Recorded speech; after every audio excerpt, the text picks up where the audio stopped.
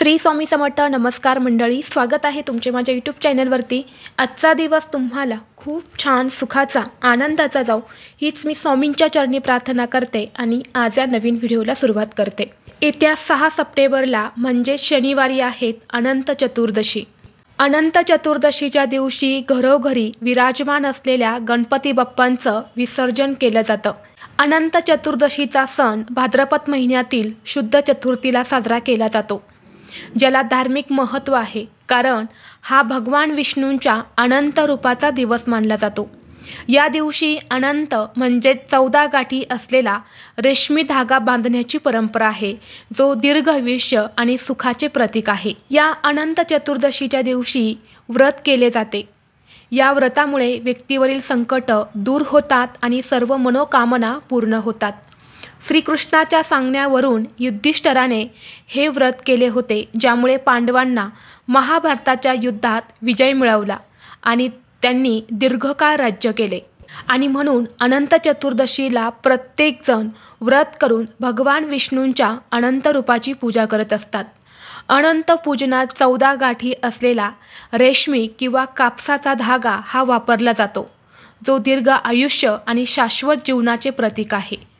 जर आपण शनिवारी अनंत चतुर्दशीला हा अनंत धागा आपल्या हातामध्ये बांधला तर आपले भाग्य बदलते, आपल्या आयुष्याचं सोनं होतं.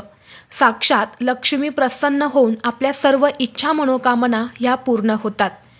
तर असा हा अनंताचा धागा कसा बांधायचा आहे, तो कसा बनवायचा आहे, तसेच स्त्रियांनी कोणत्या हातामध्ये हा धागा बांधावा, पुरुषांनी कोणत्या हातामध्ये बांधावा, मुलांच्या कोणत्या हातात हा धागा बांधला जातो, याबद्दलची संपूर्ण माहिती आज या व्हिडिओमध्ये मी तुमच्यासोबत शेअर करणार आहे.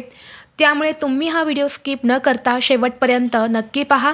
चॅनलवरती नवीन असाल तर सबस्क्राईब करा आणि असेच माहितीपूर्व नवनवीन व्हिडिओ पाहण्यासाठी बेल आयकॉनलाही प्रेस करा, म्हणजे जेव्हा कधी मी नवीन व्हिडिओ अपलोड करेल त्याचं नोटिफिकेशन सर्वात अगोदर तुम्हाला भेटेल आणि तुम्ही एक पण व्हिडिओ मिस करणार नाही. तर पहा, तुम्ही शनिवारी अनंत चतुर्दशीच्या दिवशी हा अनंताचा धागा दिवसभरामध्ये कधीही बांधू शकता. अगदी सकाळपासून ते संध्याकाळपर्यंत जेव्हा केव्हा तुम्हाला शक्य होईल तेव्हा घरातील प्रत्येक व्यक्तीने, अगदी लहान मुलांपासून ते मोठ्यांपर्यंत सर्वांनी हा अनंताचा धागा जो आहे तर तो बांधायचा आहे. या दिवशी अनंताचा धागा हा हातामध्ये बांधायला विशेष महत्त्व दिलं जातं. अनंत म्हणजे कधीही न संपणारे, कायम शाश्वत राहणे असा या शब्दाचा अर्थ होतो. आणि म्हणून या अनंत चतुर्दशीला आपण जे काही उपाय सेवा करतो तर त्याचा आपल्याला अनंत पटीने फळ प्राप्त होते. आणि जे फळ आपल्याला मिळतं तर ते कधीही संपुष्टात येत नाही, ते कधीही संपत नाही. जर आपण अनंत चतुर्दशीला हा अनंताचा धागा आपल्या हातामध्ये बांधला तर आपल्या आयुष्यातील सर्व संकट, अडचणी, अडथळे हे दूर होतात. आपल्याला दीर्घ आयुष्य प्राप्त होते. त्याचबरोबर आपलं भाग्य बदलायला देखील सुरुवात होते.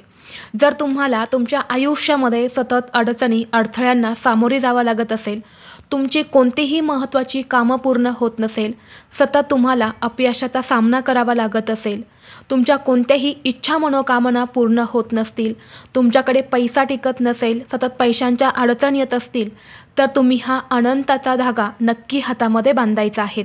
हा धागा 14 गाठींचा असतो आणि ते भगवान विष्णूंच्या 14 जगांचे प्रतीक मानला जातो. आणि म्हणून आपल्याला या अनंत चतुर्दशीच्या दिवशी सकाळी लवकर उठायचे आहेत, स्वच्छ स्नान करायचे आहेत. अंघोळीच्या पाण्यामध्ये तुम्हाला 2 दुर्वा आणि थोडीशी हळद टाकून स्नान करायचे आहेत. यामुळे भगवान विष्णू आणि श्री गणेशाचा आशीर्वाद हा आपल्याला प्राप्त होतो. दुर्वा या श्री गणेशाला प्रिय आहेत आणि हळद ही भगवान विष्णूंना प्रिय आहेत. आणि या दिवशी भगवान विष्णू आणि गणपती बाप्पा या दोघांचीही पूजा केली जाते. म्हणून या 2 वस्तू अंघोळीच्या पाण्यामध्ये टाकायच्या आहेत, जेणेकरून आपलं शरीर, मन, आत्मा हा पवित्र होतो. यानंतर स्वच्छ कपडे परिधान करून आपल्याला सर्वप्रथम आपल्या घरामध्ये जे गणपती बाप्पा विराजमान आहेत तर त्यांची विधिवत पूजा करून घ्यायची आहेत, आरती करायची आहेत.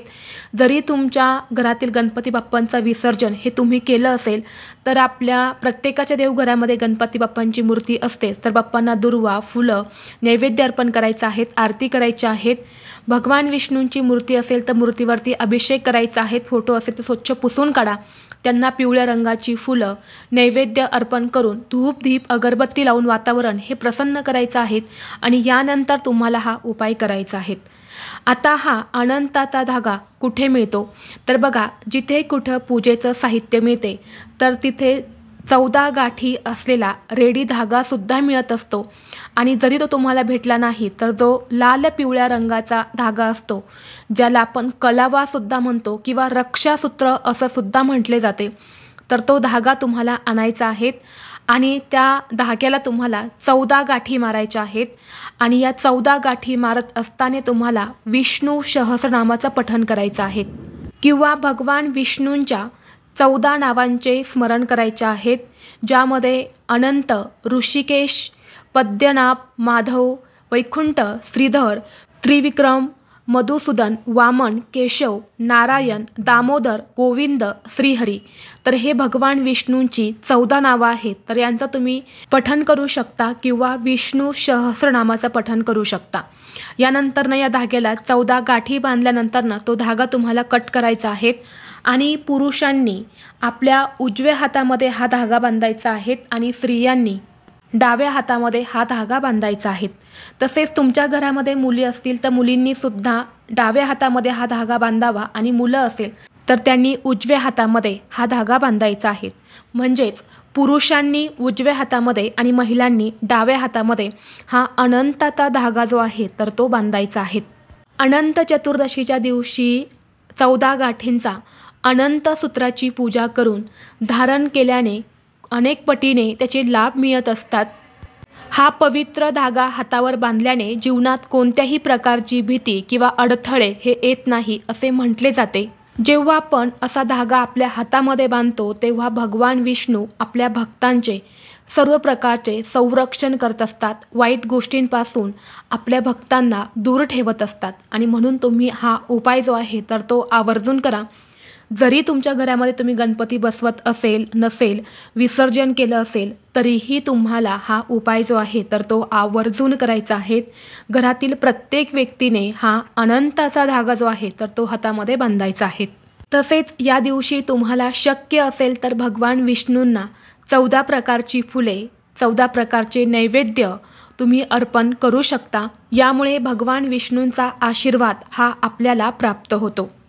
त्याचबरोबर तुमच्या घरामध्ये गणपती बाप्पा तुम्ही बसवलेले असतील आणि त्यांचं विसर्जन हे तुम्ही अनंत चतुर्दशीला करणार असेल तर आपण गणपतीच्या बाजूला जो कलश स्थापन करत असतो तर त्या कलशामध्ये पाणी, 1 रुपयाचं एक नाणं आणि सुपारीसुद्धा असते।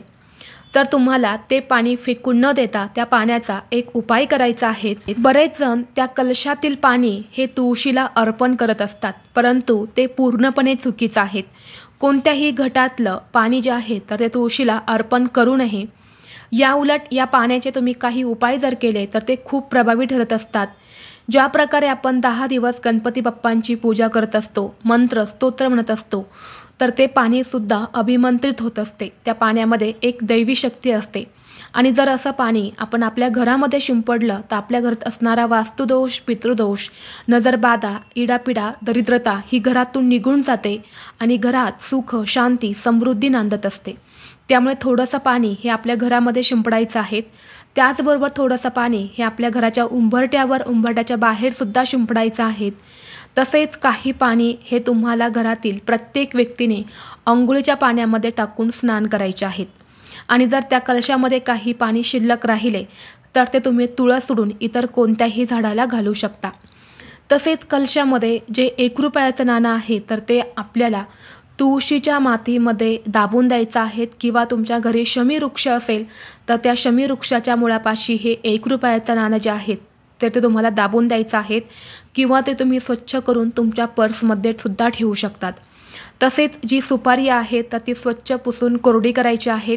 एका लाल रंगाच्या कपड्यामध्ये बांधून ती तुम्हाला तुमच्या पैशांच्या तिजोरीमध्ये ठेवायची आहे। सुपारीला श्री गणेशाचे रूप मानले जाते आणि सुपारी ही अतिशय पवित्र मानली जाते आणि जेव्हा आपण कलशातील अशी सुपारी बांधून पैशांच्या तिजोरीमध्ये ठेवतो तेव्हा लक्ष्मी ही आपल्या घराकडे आकर्षित होऊन आपल्या घरात नेहमी प्रसन्न राहत असते।